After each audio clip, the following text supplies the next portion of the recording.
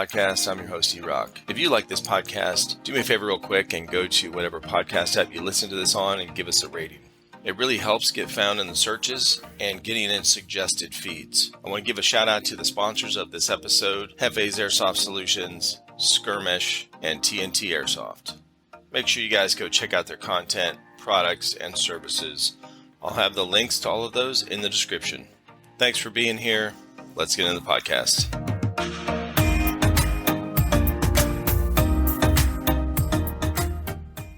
Hey Eric, how you doing? Finally Good. Welcome, Rabia. Thank you very much. Appreciate it. Yeah, it's cool. Thank you. It's cool. I find it super cool. So how you doing? I'm in South Carolina in America, and you are in where? I'm in Germany, very close to Frankfurt. Okay. Yeah. I mean, I'm not German, but somehow a life situation got me here, and I'm just stuck here. So better say that. I hear you. Yeah, I mean, that's, wherever we end up in life, sometimes, it takes a journey. Absolutely. I would not agree even more for that. So absolutely happy for it. Thank you so much for the invitation, and thank you very much for bringing me in. I found you on Instagram just recently. Thank you. And I can't remember whose account or whose page I was looking at, but I follow a lot of different airsofters around the world. Sure. You are the first one that I've had on from Germany, by the way, so congratulations. Thank you very much. Appreciate it. Actually, I would like to add on, I'm not the first person that coming out from Germany, but I'm actually the first woman existing from the land down under from Pakistan, because I'm not sure if you know a lot about this country, but in Pakistan, you're not allowed to do actually anything. So I took the and I just, took everything, unfolded, and I said, okay, I will follow my dreams. And I did. Yeah.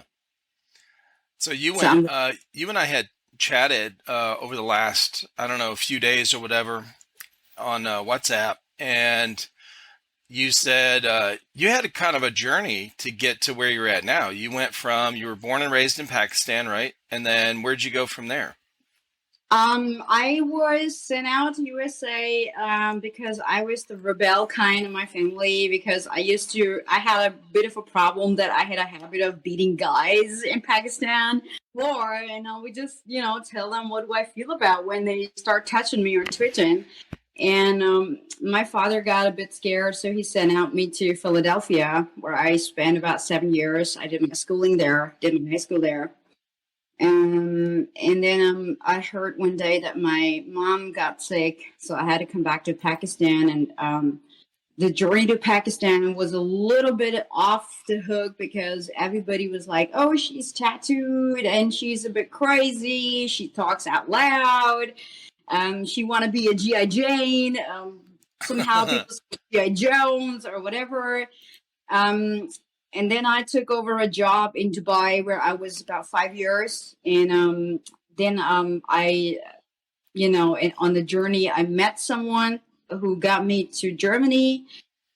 We got divorced, fortunately, I would say. And that's where I got to follow my dreams. And I always wanted to join an army or SEAL teams. I'm a big fan of SEAL teams. And I just try to, become one of them. And I'm very happy to my team leader, Sebastian. I'm not sure if he's hearing that or not. We are from the Team Ragnarok. We are the people that belongs to the Valhalla, even though the women are not allowed to go to Valhalla. But I still one of those people. Well, this is Airsoft, so it's okay. Yeah, for real. I've been playing with this team for the last 2 years now, and we became a family. We completely became a family. And it's a different experience. It's a very, very different experience, of course. In my culture, people or women are not supposed to hold guns. They are supposed to hold babies. And I just, God. I was going to say, how was it how was it growing up in Pakistan? How old were you when you left? I was 13 actually. I was in a very dangerous age because it's just a teenaging. The puberty hits you, and then you just started to get a lot of illusional things, and people try to tell you you don't fit here, you don't belong here because just. I remember I used to watch Arnold Schwarzenegger at this time, and I used to watch Rambo series, and Yeah. I found myself thinking, hey, why can't I become one of those people? And my brother came to me one day and he said to me, he said, I would be more happy if you said you have a crush on them rather than you want to become one of them. And I'm like, I didn't want to have a crush on them because I don't. I just want to become one of them. So Yeah. he was like, okay, there's no solution to your problem. So I just laughed through it and I said to myself, you know what? My goal is just to become one of those women that beat the odds of being a woman, a third country woman who has to listen to a lot of crap from people and not allowed to drive, not allowed to say things that you want to say. I mean, of course, there are pros and cons to everything, Sure. but Yeah, that's a pretty as far as like growing up as a woman in Pakistan, there's a lot of restrictions that American women don't know about, like they don't realize. definitely, definitely. I mean, in Pakistan, I remember going through sessions like where my brothers and my dad were sitting down and they were talking about, you are a woman in the end of the day, you might have to have kids, you probably will get married to a guy who's like very prognostic to, situation like that, vulnerable. And I just kept asking myself, why is everybody telling me that? Because Mm, I'm kind of a child who always intrigued about life. I'm one of those curious George, if you want to call me that. And I just never got to the point where I could just clear myself. Okay, if I want to become one of those Pakistani women who had like 1,500 kids and have 15 husbands. That's why I just walked out of there and took my life in control. And as I said, I'm very thankful to Germany. That's the best thing that could happen to me, that I get to meet my team leader from Ragnarok, and he got me in, and I became Bravo 4. So I'm yeah. Bravo 4. You were young when you left Pakistan, so Yeah, you came to America as a yeah. teenager. How was it like the transition from that, like going from a country like that as a teenager to going in? Now, did you go right into American like high school, like schools or whatever as a teenager? And then were you It was with a hard call. family?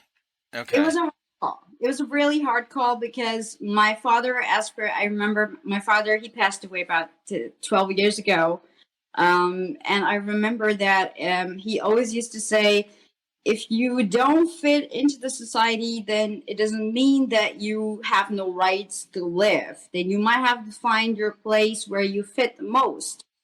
And this is why he actually brought me to USA, and he said, okay, here probably you will just, get it out of your system and everything. And I remember the very first 3 months, I was studying in Abraham Lincoln High School, and I had a problem with a lot of people because I could not get their accent, I could not get their dialect, I could not understand what they were saying because Yeah.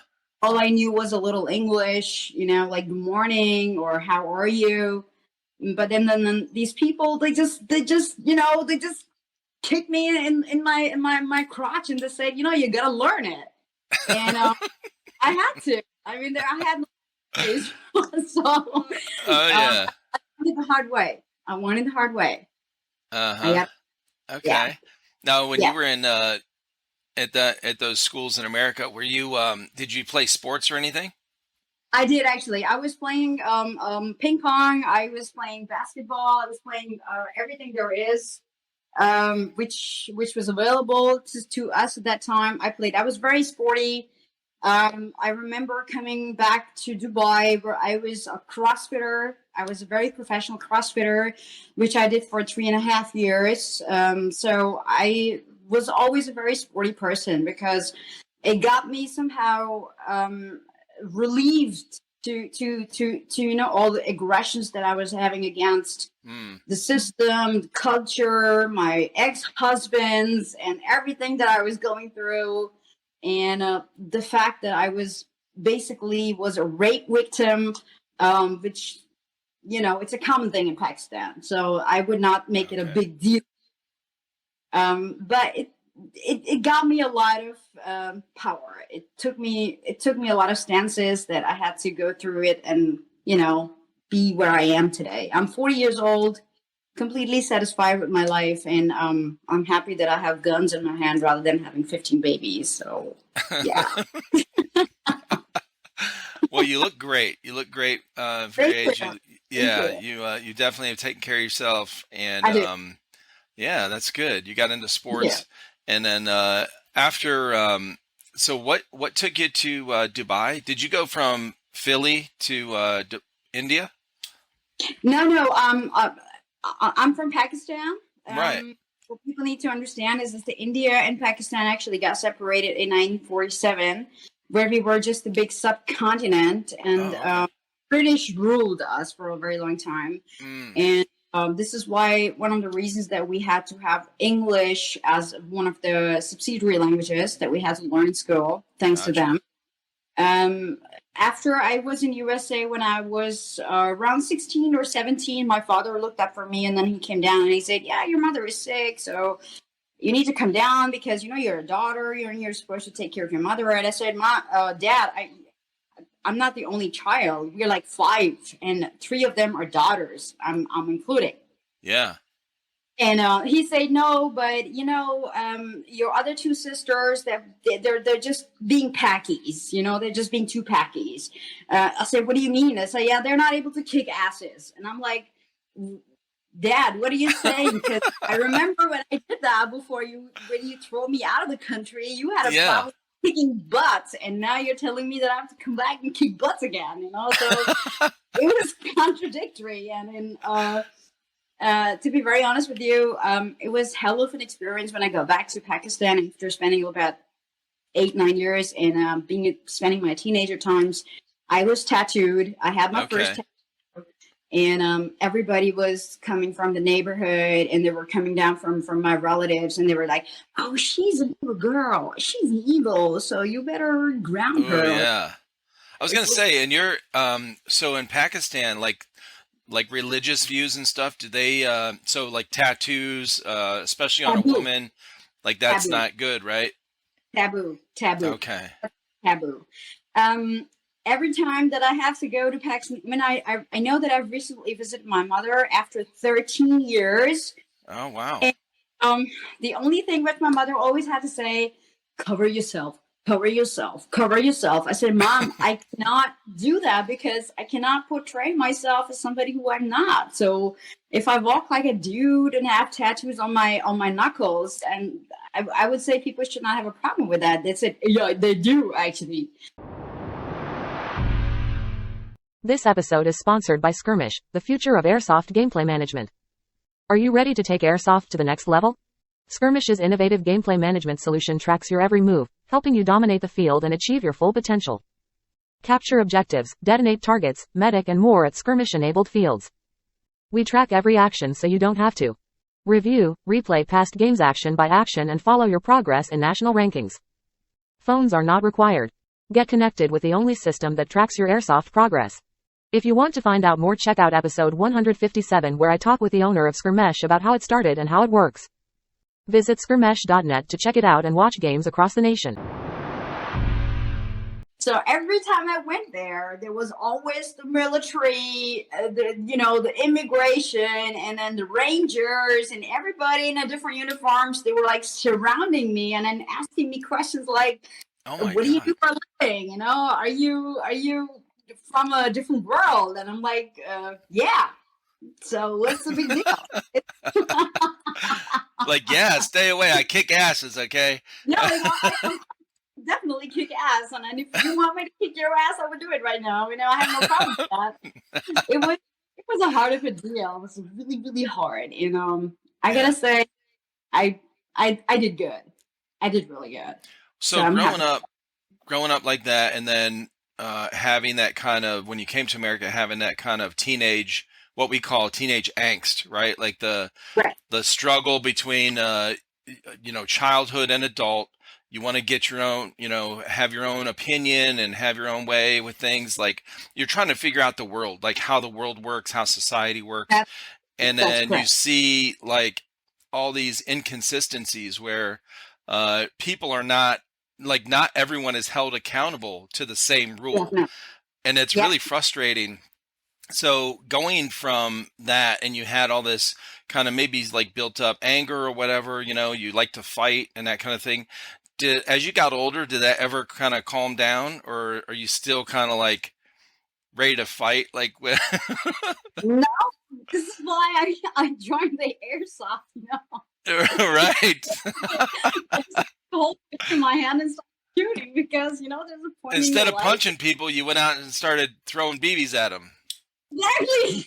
I don't care how many jewels are there, even if I have restrictions. I tell them, I said, I don't give a shit about it. But my whole point of view is, even though when I had a very big cultural shock from Pakistan to USA, I had a very bad cultural shock where people used to look at me if I'm like an object, or if I'm somebody who is like from from Mars or from Jupiter, from Saturn. And he used to look at me and then used to point at me and then used to laugh at me. And then I showed myself in 6 months that, hey, you know what? I could be a very good chameleon. So if you want me to be one of you, I would become one of you. And that's the same thing I did in Germany, that the first 6 months were really hard, but then I learned the language. I speak very good German. I understand German. I can read German. And the same goes with everybody. And I said to myself, you know what? It doesn't matter. I'm just a chameleon. So screw the Right. world. You fit in, Screw the yeah. world.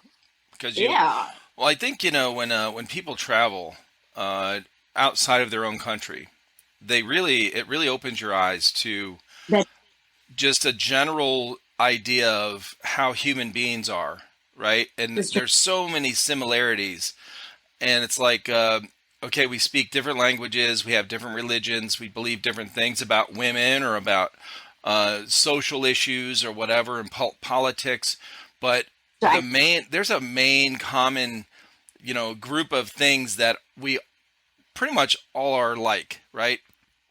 Yep.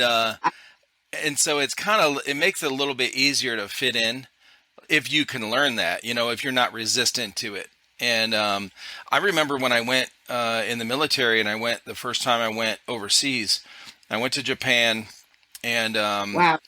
for a year, and I remember getting there. It was like a culture shock, It was Really. right. I was like, wow, man, different religion, different, whole different thing. And then I didn't. Now this is back a long time ago, before internet and all that, so I didn't really know a whole lot about Japan before I went Yeah. there. Yeah. Yeah. And so I didn't even know what religion they were. I didn't know anything about the culture. I knew the only thing I knew about Japan was, okay, like Asian culture, they eat rice. I didn't know anything else. And Not just that. so You need everything that moves. yeah, like I knew, okay, ninjas, right? Like ninjas, like all the basic stuff. Oh, But I I know. got there, and it was I was like, holy cow, man! Like we are all the same. Like people are, when you go out in public, most people are generally kind of, polite and nice and good manners and respect. All right. You got your handful of people that are just assholes, but Yeah. You're right. but I mean, Yeah. it's not. I feel like it really should be, or I really hope or wish for people to get out of their own country, at least for a little bit, like go somewhere and live for 6 months to a year, to really experience. It helps open your eyes a lot. I would not entirely agree to the point of view that you just said, because I know there's a lot of people that I know that are living in Germany for the last 20 years. They are literally like Pakistani families, but they say, yeah, we don't allow our daughters to go out without having to have, completely covered up, and Oh we yeah. don't allow our daughters and sisters to go without a. So it doesn't matter for which country or wherever you would want to go. It is just that restriction of your mind where it tells you, do you want to be a part of the culture? Do you want to aim and stick to your culture and say, well, 100 years ago, a cow hit me, so I'm going to keep doing that. It is just like a senseless thing. Yeah, right. So I was in our kids, we were like 5 siblings, and I had questions. I remember being in a class back in Pakistan.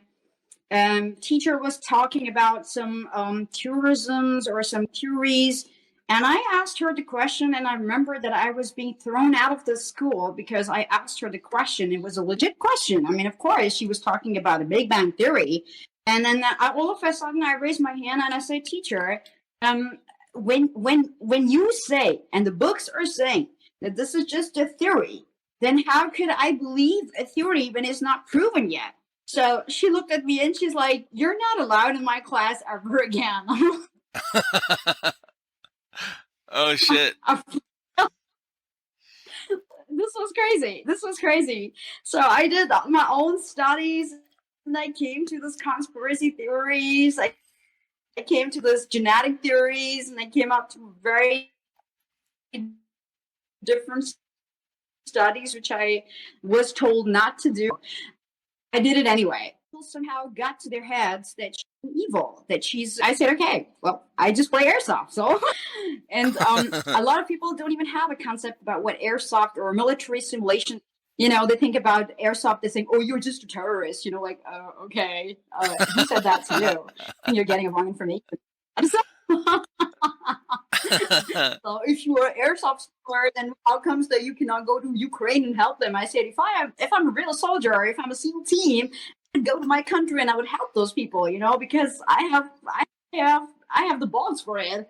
But it's just not the way you think. So Right. I think it's just a misconception.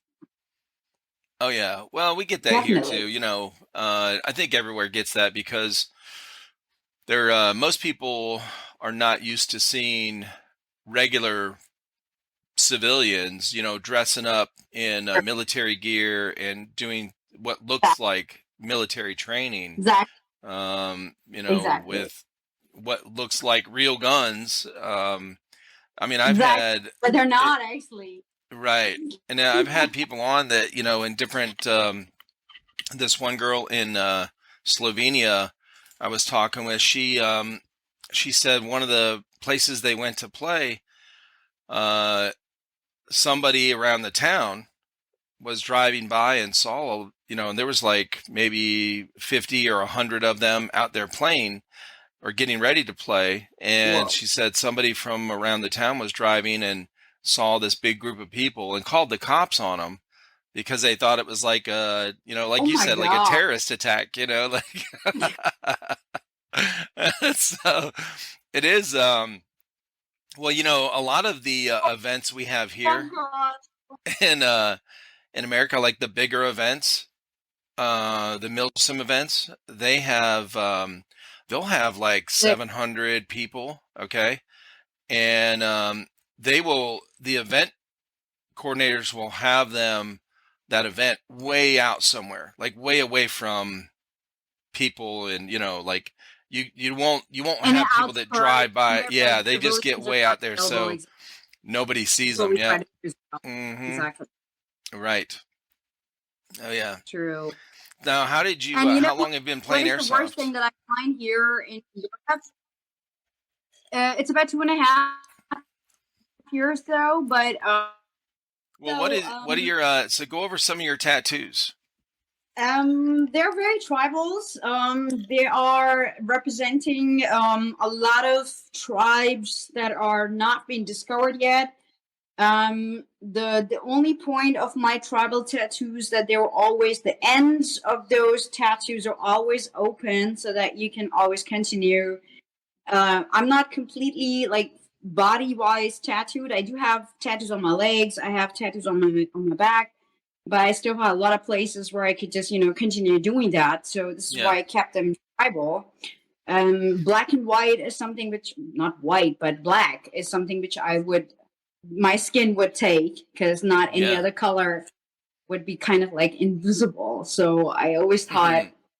tribal attracts me. So I'm kind of a Okay. very tribal person. Yeah, yeah. Very tribal person. Now, where did you get your tattoos? The first one I got was from Philly. Then I got it from Dubai. I must say that in Dubai we were not allowed to tattoo each other per se, because now, of course, this is an Islamic state, and you're not allowed to have tattoos. So we had, um, a build underground tattoo, where under along. So, and then I got to Germany, and Germany getting a tattoo is just like getting a piercing or something like that. So Okay. I have done it in several countries. I've done it in several countries, yeah. Okay. But every time the experience was even greater than the last one. So but it does get me a problem every time when I try to go and think about going to Pakistan, because I have to cover to my hands, because they are not supposed to see my tattoos. Even if I try to fake them and say, oh, it's just a henna, it's not a tattoo, they are like, it's not the tattoos that bother us, it's just the way you talk and the way you walk like a dude. That just bothers me. Oh my gosh. It's just the way things are, and then I just get scrutinized from everybody, and I'm okay with it. I'm okay with the fact that if I'm a very different person, I'm okay with it. Some people are different, so Now, you what said can you you do went and about it? visited your mom in Pakistan. Do you have family in Germany or in America still? No, I live alone. I live alone. I live all on my own. I have an Okay. apartment where I live alone. I live pretty much alone, like me, myself, and I. My ex-husband, who the reason that I actually got here to Germany, we were separated and later on got divorced 2 years in a row. And right after that, I just never find myself attracted to any humans, rather than having a G&G or guns or AK-47s. So I was like, okay, that's how my relationships are gonna be. So So you're attracted to guns, but humans, man, yeah, fuck humans, okay? you everybody. That's funny. I own 3 guns right now, and I have actually literally named them. One of them, the very first one, I named him as Jason Statham, and the second one was Ghost Recon, and the third one is basically Chris Hemsworth.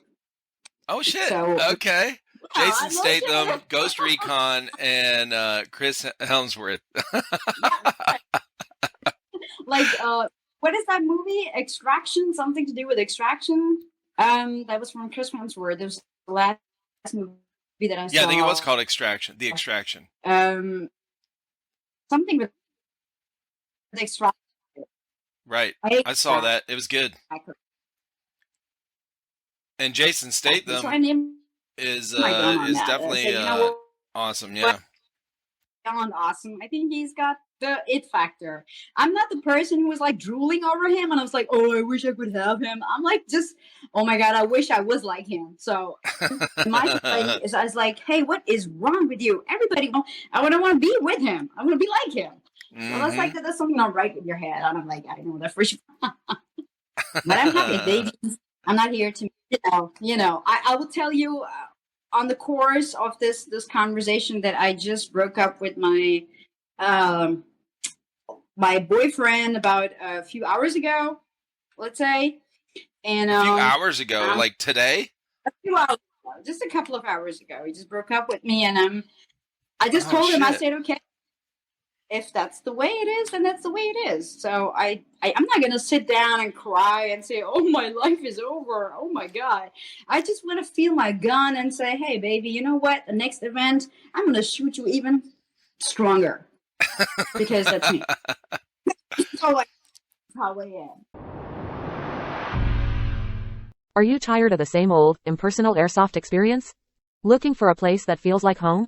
Look no further than TNT Airsoft, where we treat you like family. At TNT Airsoft, we're not just another airsoft field. We're a family-run business that knows how to make your airsoft experience truly unforgettable. Whether you're a seasoned pro or a first-time player, our dedicated staff is here to ensure you have a blast. From the moment you step onto our field, you'll feel the warmth and camaraderie that only a family-run business can provide. And the best part? Our community is like no other. You'll make lifelong friends who share the same passion for airsoft as you do. TNT Airsoft isn't just a place to play and shop. It's a place where memories are made, where bonds are formed, and where you become part of our extended family, so don't settle for an average airsoft experience. Join the TNT Airsoft family today and discover a whole new level of excitement, camaraderie, and fun. Check us out online at tntairsoft.net. Well, speaking of your guns, what why don't you do you have them with you? Can you show us? I Your have it airsoft? with me because we're not allowed to keep them in the houses here. We do, as I said, we our group, which is by the name of Ragnaroks. We have a kind of a tiny little warehouse where we have to keep all the guns and our backups and our battle belts and our grenades, everything wow. which is ammunition. We have to keep them there because you never know if you get a call here and then somebody comes up and they say, "Oh, you are Pakistani and you have a gun. You are terrorist. So we just Okay. taking you down." So what guns what guns do you have? What do you like to run on? What's your favorite gun to run on the field? H&K. Right now, I reached one of those H&Ks which had a jewels about 1.9, but I had to lower it down. G&Gs and H&Ks. I mean, I would say the last one, I can send you a link of that one. It's one of the recent ones that we have from the company called Bugatti. Okay. They're dealing with ammunitions. They have the license for it, and this is from H&K. One of the best you can get, and it literally shoot pointers. It shoot pointers. I mean, you can just look for it, and it shoots pointers. One shot, and I'm pretty much happy with it. Yeah, that's good. Before I had a G&G, which I was not really happy with it because I had a tracer built in for its QB. But I prefer to have a case. You always have to keep your backup. You're allowed to play with 0.5 joules as your backup. So, and it has a tracer. So it shoots about 300 bullets per minute. So you can imagine what is the really outcome of that. And a lot of people do get they get really frustrated due to the fact that we have the 0.5 joules, and then they always say, this is very tiny. It's very it's a very compact gun, and we had to pimp it up a little bit. And of course, pimp it up doesn't mean that you have to like bring the joules higher or something. It's just that you have to pimp it up to make it look like if it's just something which is a little thing, but it shoots like Make it look that. good. It shoots like that, you know. Pretty happy with it. I still have my own 3 guns, 2 of them which is 1.5 joules, one of them is a 0.5 joules, and the other, which is a backup, of course, is a pistol. That is a 1 joule. I do carry a lot of grenades, smoke grenades, and the real ones, not the real ones that you think I'm carrying them, but they're loud. Oh yeah. But honestly speaking, I still do believe that in Germany, a lot of people that we play with against, they don't get the concept of you throwing a grenade into a room which has basically a circumference, or it has a sort of like this, which they don't understand. Because I hit it I was behind your head. So, and then they just don't. And a lot of people need to understand that this is the rule, which is the general rule. If you are in a room, a let's say 5 meter radius, and you throw a grenade, and if a person says no, the bullet did not hit me or the ball did not hit me, doesn't matter, you're hit. So it's complicated. It's quite complicated. And yeah, I mean, airsoft is all about if honor. Like, you have to call your hits. They don't want to. This is why we give them a hat. We have peak hats like that. It's a red color, and in the white it says, "I am a Highlander." I think And you what does pretty that much mean? know what a Highlander is. Oh, I think I lost you. Yeah, let's just so turn the camera off and let's see if that helps with How's that now? How's that now? let's talk for a minute and see if the yeah, we'll see if the audio is good, you know? So it started cutting out when you were talking about your tattoos. So you were talking about the tribal ones and then where you got them. You got your tattoos in your first one was in Philly, right? Philadelphia? Yeah, one. I was underage, but the guy had to literally have me sign some papers and everything, and he was drinking some alcohol or smoking some shit, which I don't know. I don't remember that. But he said, "Oh, if something happens to you, then I'm not taking any responsibility." I said, "Just get done with it, just do it." So he just did it, and it was a 3 hour session. He took his time. He got tired. I never got tired, so I just went on having to do it. So I finished this in 2.5, 3 hours time zone. So it was cool. And the second one, when I moved to Dubai, of course I found one of those Filipino guys. They were doing some underground tattoos because in Dubai, being an Islamic state, you're not allowed. It is completely like not allowed, and you're not supposed to do that. So I went underground and I did the rest of my tattoos, and the last ones, the last beads of what I did on my body was here in Germany. And I'm not done yet. I still have a appointment in October where I'm going to get another tattoo on my ribs, and it's going to be a cool one. Nice. Pain is gain. Pain is gain. I was gonna say, what was your most painful one on your hands? No, not really. Honestly speaking, I cannot explain if I can feel the pain in my body because it's just the body. It's just flesh. I'm very highly resistant to pain when it comes to my physical, resistance. I think everywhere I got myself tattooed, I never felt any pain. Never felt any pain. Wow. It's kind of strange. You might That's think, amazing. okay, people were right about her, that she's not from this planet, but I'm telling you, I'm completely resistant to pain. You're an alien, okay? Yeah, because the most painful thing that can happen to you if somebody that you love the most can come and tell you that you are just not worth it. And I think this is the most heart-throbbing pain, rather than getting a needle, 11 needles getting pierced in your body. I think this was more painful. So tattoos were just easy breezy. They were just cool. Gotcha. I didn't feel anything. I haven't felt anything. Yeah, I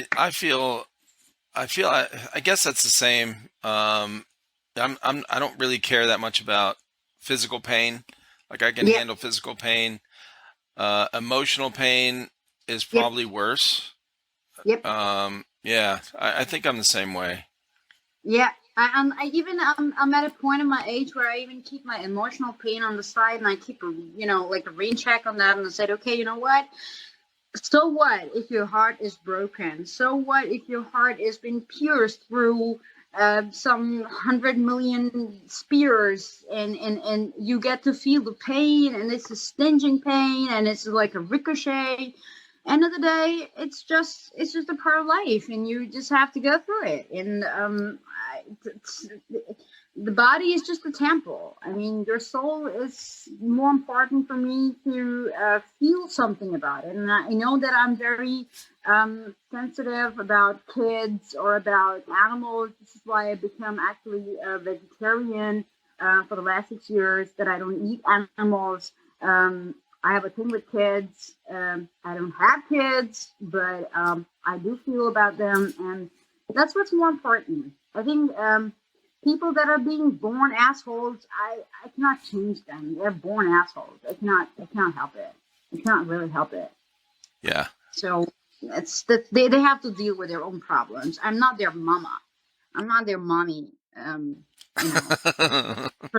So right. It's a hard call, but it's the right call. Well, yeah, when we were raising our kids, it was, we always wanted to teach them to be responsible. Uh, I always wanted to teach them, like, be accountable for your actions because, as a kid, Yeah, because you're going to have to be accountable when you're an adult. So, you that's know, great. yeah, it's like if you don't teach your kids, to be respectful and accountable and that kind of thing, like when they're adults, somebody's going to teach Mm-hmm. them. Somebody's going to Yeah, teach them. that's true. Like they're going to That's true. learn one way or the other. That's, And if you don't teach them but as a parent when they're yeah, little, they're going to learn from the police. So, yeah, or they're or going to from learn from getting their ass beat. yeah, for real. I mean, I swear to God, I'm telling you, it doesn't even matter anymore how you teach your kids. It's just the way the kids are basically living their life in that moment. You can tell them everything that you have learned in your life not to do, but they are still reluctant to do it. And if you tell them, okay, don't do that, they're gonna end up doing this. So you have to let them do certain things that they can learn something out of it. Sometimes experience can bring you to the reality of life. Okay, that's what my father told me not to do that, or what my mom told me about it, not to take drugs or not to have bad company. um they learn it by doing it. I think this is the whole thing about it. And I'm totally cool with it. I'm totally cool with it. Yeah, right. You cannot put boundaries on your kids and tell them, no, you're not allowed to do it because I have done this and I've been there and I've done that and you're not supposed to do it because it has bad outcomes. And they go like, it's 2023, Dad, so take a chill pill, learn good slangs or whatever. So Well, I grew up the same yeah, way. Like I grew up, really strict parents, really strict religion. And when I was, I got kicked out of my house when I was 17 and, and that's I what went in the happened. military and I was, they were just like, I was like that kind of personality too. Like, I had questions when I was growing up. As a teenager, I'm like, well, why this and why that? And when your kids get a little older, that Yeah, you can't tell them, oh, it's because I'm your parent and I said so. Like there yeah, has to be some kind of reasoning, that's and true. where they can make sense of it. And it's like I wasn't getting that, and I'm like, I'm tired of listening to you. Yeah. So I wanted to be on my own.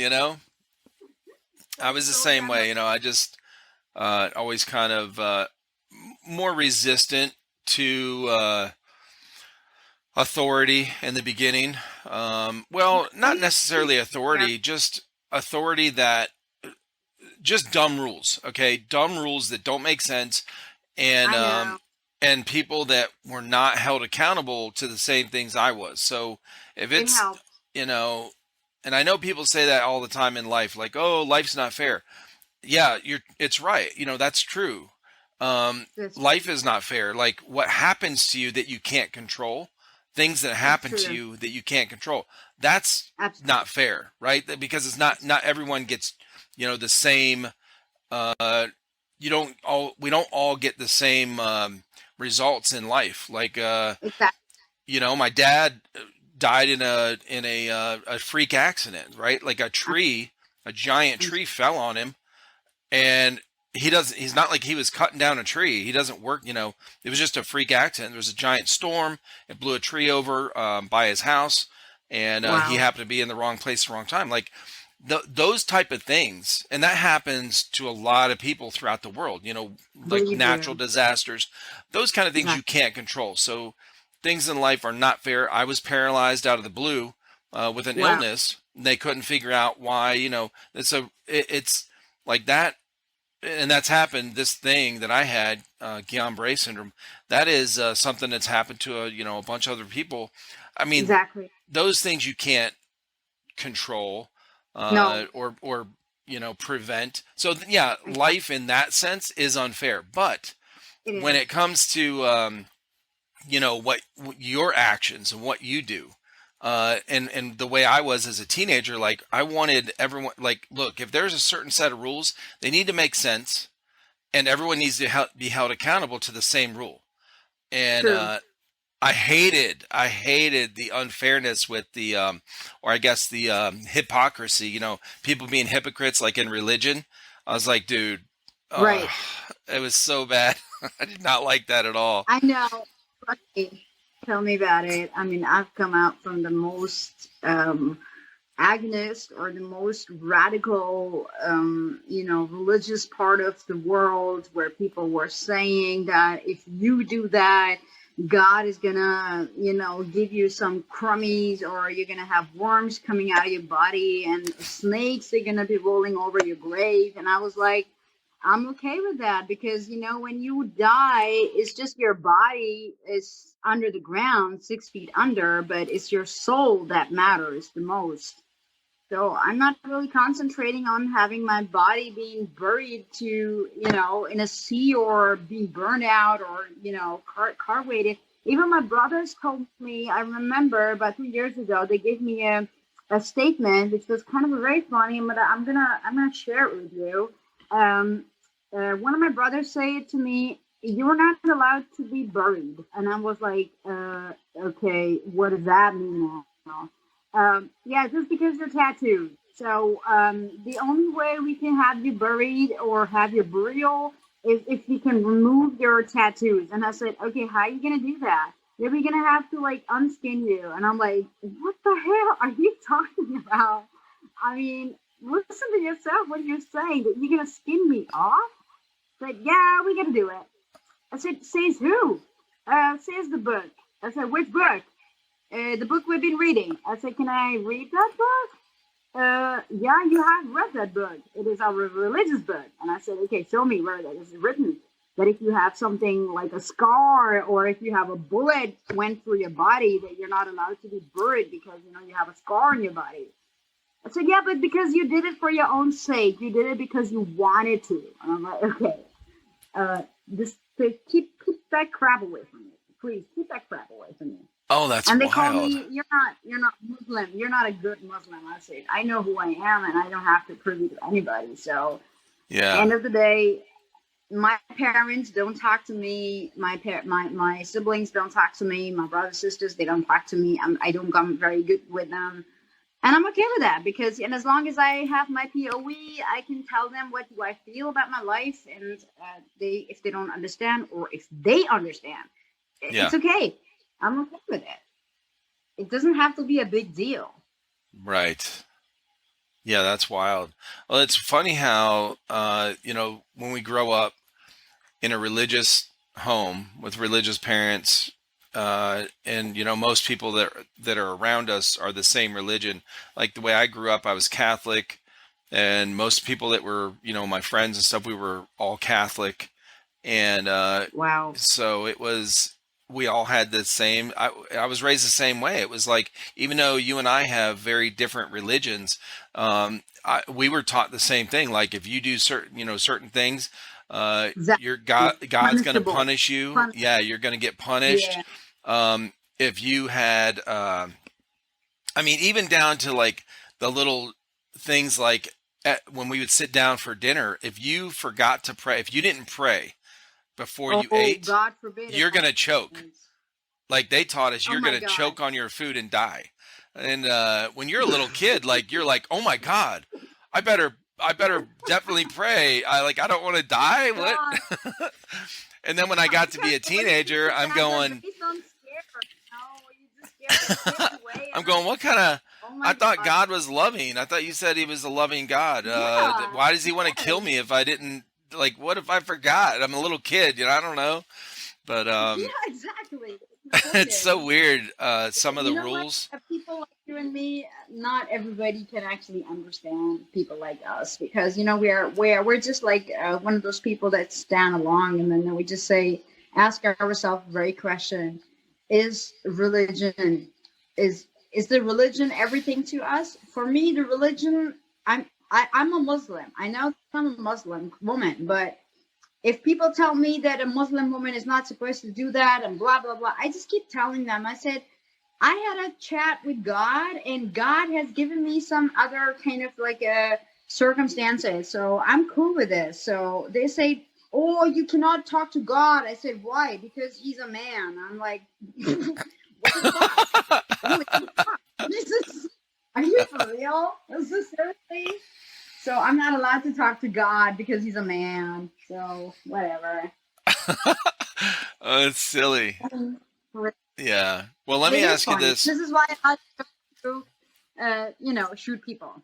I feel. I was going I to feel say, better. this is yeah, so you know, the airsoft thing is like, it's a good outlet, right? Remedy.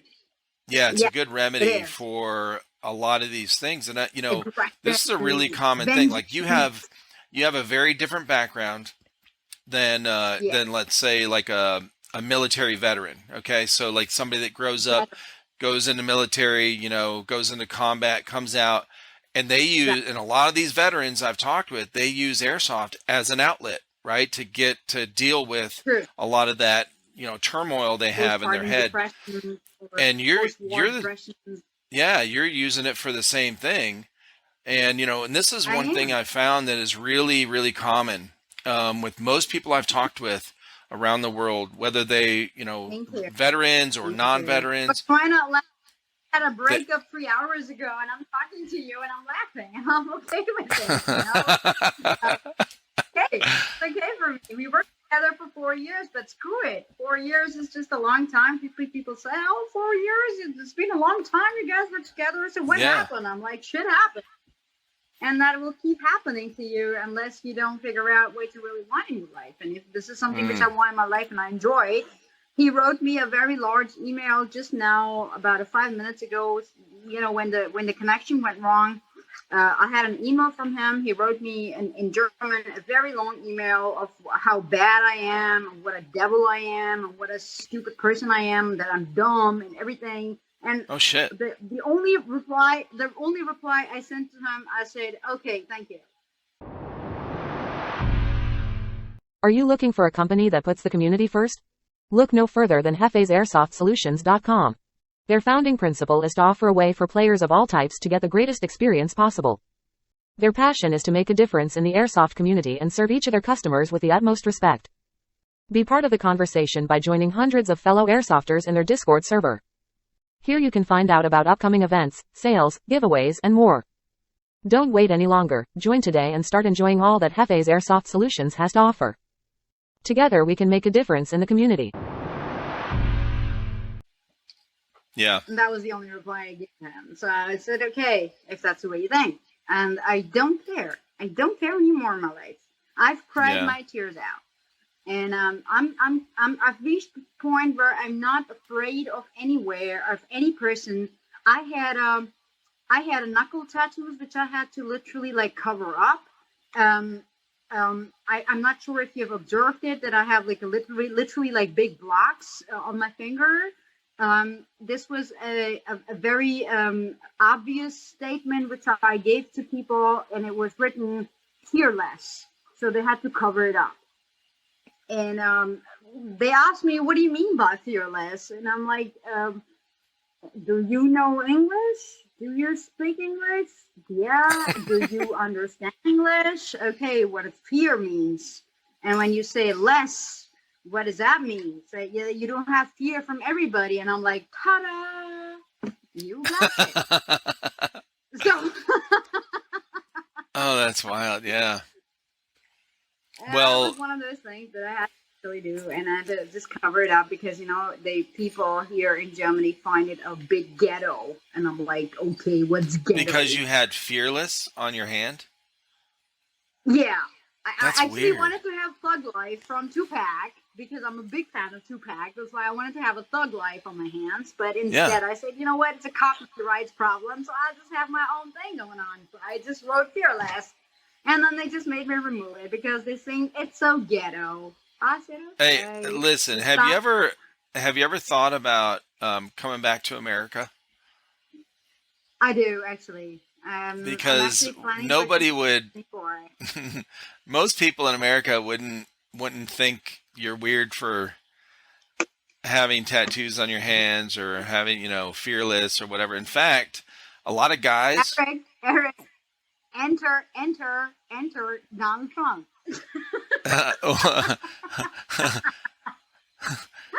The Republican, you know. So I think he might have a problem with me having a thug life or a fearless tattoo on my hand because he wants to make America great again. So I just have my fear. I was like, okay, it's just this is the way I am. And if somebody don't have the understanding to it, then it's your bad luck. But I'm a very sweet person. I'm a person who thinks from my heart and who never allows my head to control me. Yeah. I've been into various problems. I've been into drug problems. I've been into substance abuse problems. I've been into alcohol problems. I've been into relationship problems. I was schizophrenic. I was a multiple disorder, personality disorder. But I just proved them all wrong. And I said, I'm just a normal person who's trying to live my life because you cannot judge me for what I have gone through, you know? And that's what people have to understand, that if you're a rape victim when you were 8 years old, you lost your adolescence, and then your family tried to do something stupid to you, and then they rejected you just because, you know, you're just too ugly in the family, and then they just throw you away. So obviously, if I'm schizophrenic and I have a problem with socializing with people, but do you feel that I have a problem socializing with you? No. We've been chatting for the last few days and talking and stuff, and it's that's too bad. It's just people that they try to judge you just because, you know, they're not good to themselves. And well, it's good that you're with that kind of things happening to you when you're little. It's good that you're in a place that you are now, where you're positive. Yeah. You're not you're not going out trying to tell everybody, hey, I'm a victim, feel sorry for me. You're making you're not totally out there hurting people. It doesn't matter. Yeah, you're trying to be working on being a good person, and despite of what happened to me in my life, I'm just trying to motivate people. Even in any of the scenarios, if something like that happens to you, then please try not to make this a big deal in your life, because you should be very happy that you are still alive besides of whatever happened in your life. You should be very glad that you're happy that God has given you another chance, or life has given you another chance to live. Make the best out of it. Right. If I sit down and talk about my life, oh my God, I've been a rape victim. I had a breakup just 4 hours ago. It's not going to end up good. Well, not only that, I had it coming. You don't want to. You don't want that thing, seriously, that one thing that happened to you that you couldn't control. You don't want that to control your whole life. Exactly. My life does not control me. I control my life. And that's what people have to understand, that there is no problem. I'll tell you, Eric, one thing, that 3 or 4 days ago, we have a Father's Day here, and that was the last week on Thursday. I went to a gas station because everything was closed. So I went there and I just wanted to get my cigarettes, and then came a car, and one of the guy came out of the car and he approached me, and then he said, hey, you want to party with us? And I'm like, no, thanks. He said, come party with us. I said, I just said no to you. So I think it's pretty much the answer that you want to hear. No, I don't want to hear a no. I said, yeah, but I just said it. So either you go away or you have problems.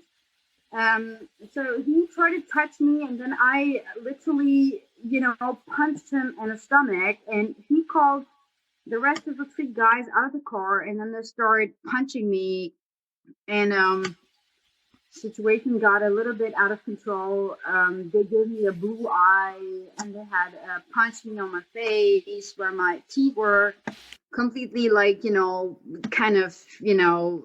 were blue. My lip was blue. I had a lot of shit going on in my ribs, on my head. but I didn't take it serious because shit happens. Yeah. It was my fault that I went at around 1400 hours on a Father's Day when all the fathers are allowed to drink alcohol without having any police consigned to it. So it was my mistake. I went to a gas station to get my cigarettes and 4 people attacked me. And I just said to myself, I said, okay, it's no problem. So what if there is a few bruises on my face? I mean, They're going to go away. it's not your fault that they acted like it's not my fault, but dickheads. I still tell myself, I said, okay, maybe that was probably my fault that I went there at 1400 hours in the middle of the day when there was so hot weather and well, that's four guys approached me and then they start hitting me, and I'm cool with it. I cannot even go to an interview because I have a blue fucking eye. I can't do that. Yeah. So it's just the way it is. That ain't good. Jesus. Because it's because I'm brown. Because I'm they say they use the word that you are exotic. I'm like exotic. Oh, because your skin color and your you got all those tattoos or whatever. Yeah. And for the fact that I speak English, they thought, okay, she's gonna be a good material for us to party tonight. And I'm like, oh, hey, I'm not doing that because you know what? You're like, just how old are you? 26, 27? I could be your mom, for crying out loud. So don't tell me that I have to do. And then the next thing I know that there were 3 people coming out and then they start hitting me. The first hit I got was in my eye and I was blinded completely. And the second guy, he just banged my head against the stone. There was a stone lying there somewhere. And then I was, I had a concussion. And I don't remember after that. And I do remember standing up and hiding myself in the jungle in a forest for an hour until those guys were gone. But nobody came to help me. And I said to myself, this is how the things are. Is this how it's going to be? Then it's just how it's going to be. So I was it's a good thing. Hoping that I had my gun with me. I just like shooting them. Hey, this is why Americans want our guns. Okay, we want our freedom to have guns and carry them around wherever we go, and so shit like that doesn't happen to as many people. But now, if you go, don't protect you. What's that? Protect you. Guns do. Guns don't protect. Sure, they do. Guns don't protect. I think it is your self-will that, for sure. Yeah, definitely. For sure. It's, a gun's just a tool. Exactly. It just can pierce through a person and it could just, it just can kill a person. But I feel at this point, no matter how hard your situation can get, but you have no rights to taking a life from someone, because if I care for animals and if I care for kids, then these are like grown-up people. And I would just tell them, I said, listen, go home and talk to your mother about your personal issues. Maybe you have some issues. Or you can talk to me. Sometimes it is necessary. Like if you have to protect yourself, if somebody's trying to kill you. But so what, so I'm going to ask you about your, I started asking you earlier when the connection was going out. You said you had 3 different airsoft guns. You named them. You named them Jason Statham, Ghost Recon. Ghost Recon. Chris Helmsworth. That's right. So, because right after we said that, then the connection started going out, so I didn't hear what you were talking about. But so. How did you come up with those names, and then what kind of guns are they? The very first one that I had was a G&G. This is one of the oldest models that we have, and it had a good power, but it even if I had a hop up installed to it, it would go maximum to 1.6 joules. Okay. I wasn't happy with it because the kind of voice that it made, it was kind of really funny voices that it was making. Then I bought my H&K point 0.5 joules, which I had built up a tracer to it because we needed that for CQBs areas. And then I had to buy the last gun that I bought from Bugatti. Bugatti is just one of the biggest ammunition providers. There I found my H&K again, and this baby can shoot maximum to 1.9 joules, and that hurts. That really hurts. I mean, I told one of my colleagues to just randomly shoot at me, even if I was not geared up. I just told him I was wearing my normal jeans and shirt, and I just told him, I said, from 10 meters, shoot me. So he shot me, and I had a hematoma for let's say about a week or so. This is a beast, and this is why I call it a Chris Hemsworth, because this is a beast. I can always change the hopper, I can always change the fader, and I can always increase the joules if you are going to Chernobyl, or if you're going to Chechnya, or if you're going to somewhere outside of Germany. Because in Germany, you're not allowed to play more than 1.7 joules, otherwise it will out.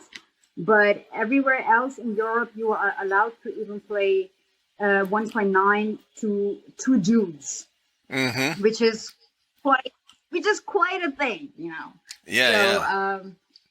Yeah, because 1.5 or 1.7, it doesn't make sense to me, because it's just it just does not get you that pain. You're like, ow, whoa, that was a shit. That was a shit. And I had a special scope, which was built on my gun, which basically can go to 10 meters. So I can shoot somebody who is even a sniper, So I had a good vision onto my scope. Last time about 2 weeks ago, we were in a place, in a venue called the Weze. Weze is just like an abandoned airport where we were. And it's a British airport. It's a British abandoned airport during World War. And we had a great time. I mean, of course, we had a great time because, I was able to shoot with my Chris Hemsworth, and it was an extractor. This was really an extractor, and I felt good about it. So, my nephews, my nieces, they're all from Pakistan, and then every time when they see something like this on Instagram, they're like, she's my auntie, but she's very dangerous, so better watch out. You're dangerous. Yeah, I'm very dangerous because I apparently work for the Nazis, and I'm like, sweetheart, the Nazis do not exist since the Second World War. They don't exist. But still, that's funny. They think that because you're in Germany. That I work for the Nazis.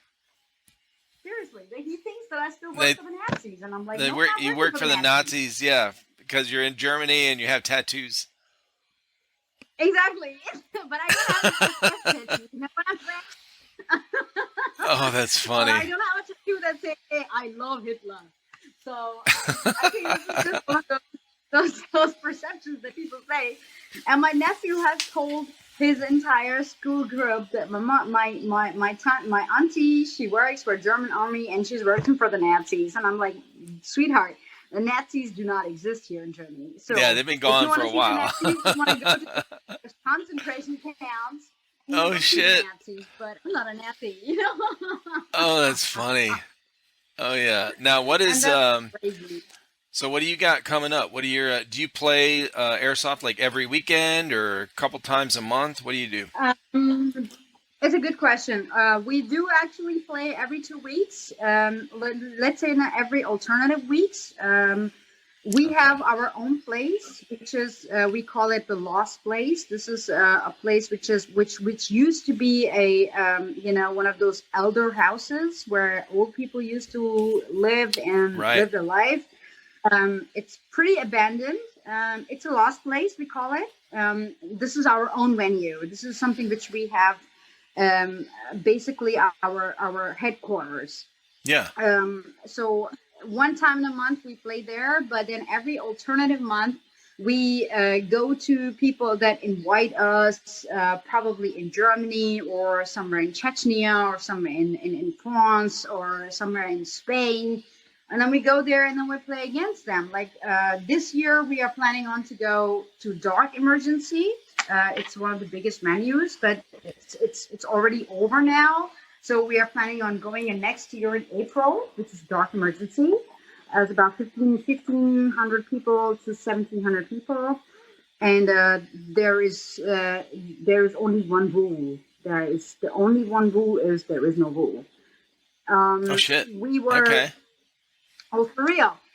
I mean, for real. And one of our good friends, which I'm in contact with in Sao Paulo, they have invited us to play against them in Sao Paulo. And they say, we will take all your expenses and tickets and everything, but we want you to come to Sao Paulo and play against us, and that will be great. So we're just trying to make us ready for that. But at the moment, we are planning on going to Chechnya, because in Chechnya, you have a lot going on there. Yeah. You have a lot going on there, because in Chechnya, you have absolutely one of those ISIS groups that can attack you when you are sleeping in the camps. And then they just say it out loud, Allahu Akbar, and then they throw a bomb on you. This is a lifetime experience, which I would love to take. Yeah. And I know ISIS, and I know Arabic. I speak Arabic very well, so I can tell what they're saying. So this is one of the things that I really want to do. So I can't wait. I can't wait. They said it's very dangerous because, in Chechnya you have no rules. You have the rules of 2.3 joules and 2.7 joules, and I said, I don't give a shit. The damn, that's high.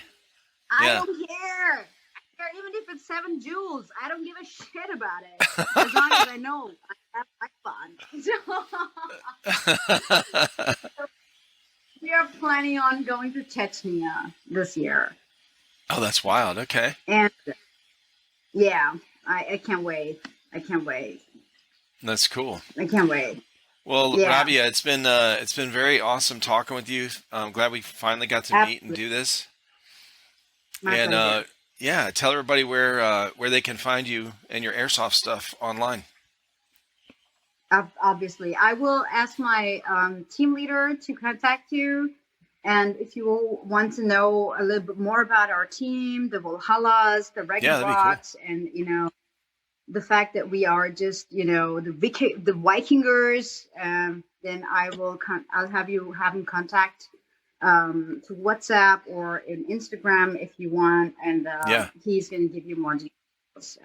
He's very excited about it. Very excited about it, Eric. And what's your Instagram? I'll put the links on the video here, but what's your Instagram where people can find you? That's the same one where you found me, actually, in the very first place. Is it just your name? Is it Rabia? It's just my name, but if you want, I can send you the link from the team that I actually belong to. Yeah. There you can also send a link to, and everybody gets to see it. That'd be great. That'd be awesome. All right. Thank you, Rabia. It was fun. It was great to meet you. Absolutely, all right. My pleasure. It's been absolute pleasure talking to you. Awesome.